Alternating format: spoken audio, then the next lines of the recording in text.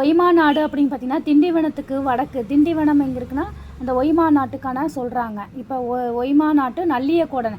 இப்போ அதுக்கு முன்னாடி நம்ம பார்த்தோம் புலவர் யார், இடைக்கிளை நாட்டு நல்லூர் நத்தத்தினார்னு என்ன, அவரோட ஊர் என்ன, அவரோட பேருக்கான விளக்கம் பார்த்தோம். இப்போ வந்து இந்த நல்லூர் நத்தத்தினார் பாடப்பட்ட ஒரு அரசனை பற்றி அதுக்கான விளக்கத்தை நம்மளுக்கு சொல்கிறாங்க. அந்த நல்லியக்கோடனுக்கு வந்து விளக்க சொல்கிறாங்க. அப்போ ஒய்மா நாடு நல்லியக்கோடன் சொல்கிறாங்கல்ல, அப்போ அந்த ஒய்மா நாடுனா என்ன அப்படின்னு சொல்லி நம்மளுக்கு விளக்கத்தை தராங்க. ஒய்மா நாடு என்பது திண்டிவனத்துக்கு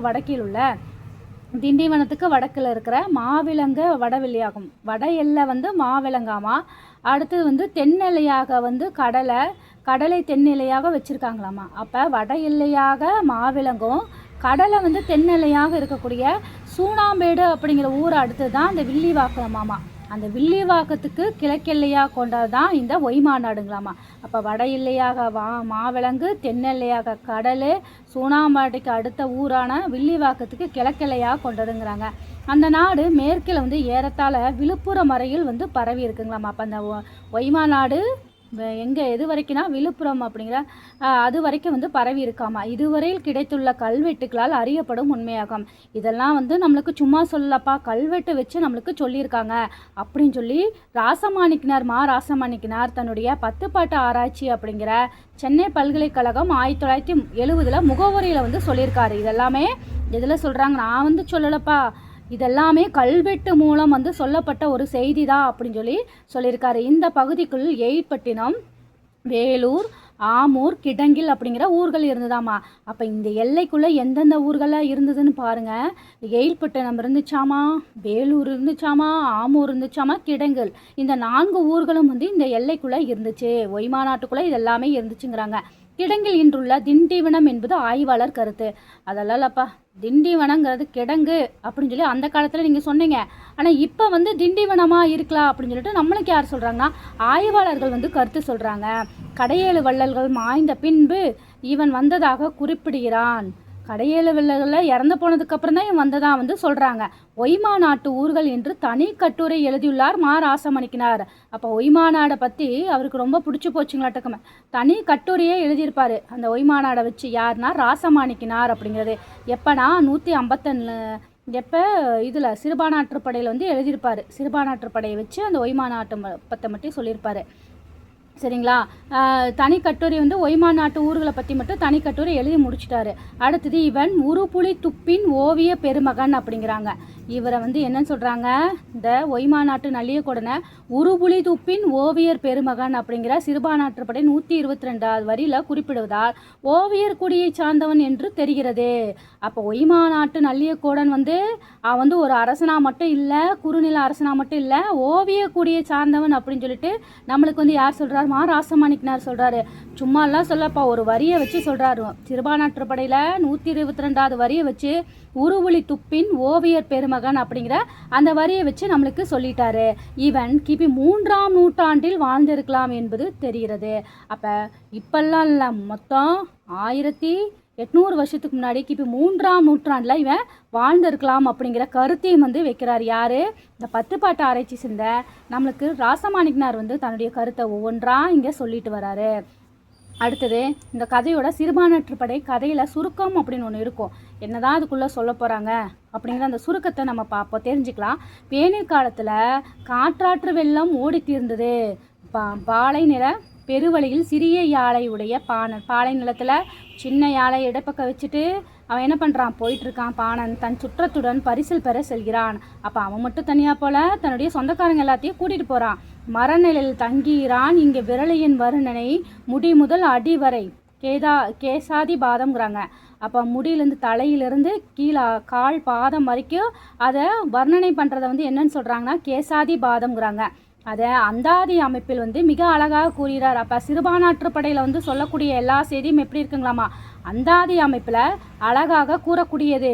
புலவர் பரிசில் பெற்று வருகின்ற பாணன் பரிசில் பெற செல்கின்றவனும் வழி கூறி செய்திகளை சொல்லி வழிபடுத்துகிறான். சேர நாட்டு தலைநகராகிய வஞ்சி நகரை வர்ணித்து அந்நாடும் வறுமையாகிவிட்டது.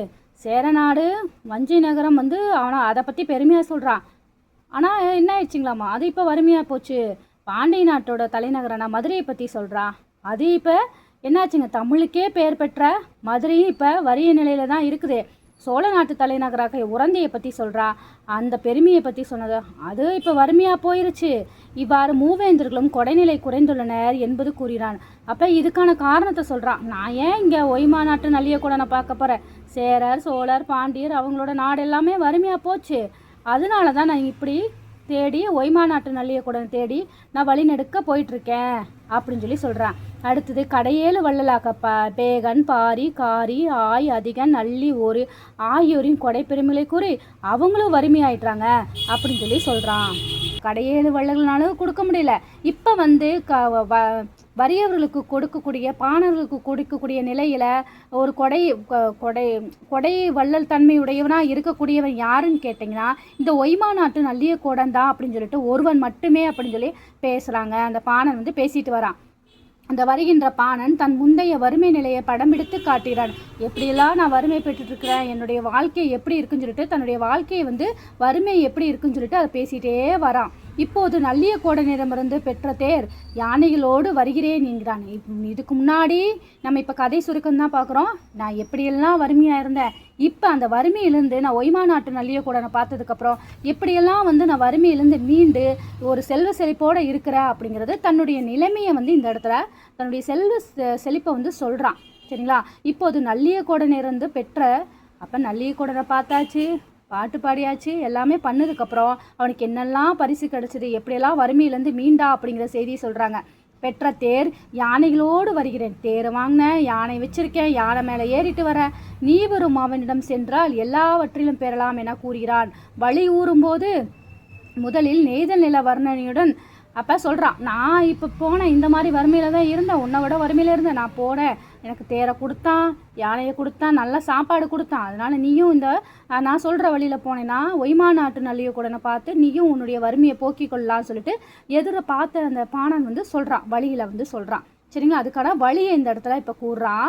அப்போ வழி கூறும்போது முதலில் நெய்தல் நில வரனுடைய நெய்தல் நில அந்த கடலும் சார்ந்திட சொல்கிறான். எயிட்பட்டினம், கிடங்கள் இவற்றை கூறி அங்கு விருந்தாக பெறும் உணவுகள் பற்றியும் கூறினார். அப்போ நீ போகும்போது நெய்தல் நிலத்தில் போனேன்னா அங்கே கிடங்கு இருக்குது, எயிட்பட்டினமுக்கு அங்கே வந்து நிறைய விருந்தாக உணவுகள்லாம் நீ வந்து கிடைக்கும் அப்படின்னு சொல்லிட்டு அதை பற்றி சொல்கிறான். எயிட்பட்டினத்தை கடந்த பின்பு முல்லை நில வர்ணனை சொல்லி அங்குள்ள வேலூரில் பெரும் விருந்து உபசாரங்களை எடுத்துரைக்கிறான். அப்போ காலம் சிறந்தெடுத்து அந்த முல்லை நில வர்ணனை பற்றி சொல்லிட்டு அங்கே என்னென்ன உணவு கிடைக்குன்னு சொல்கிறான்.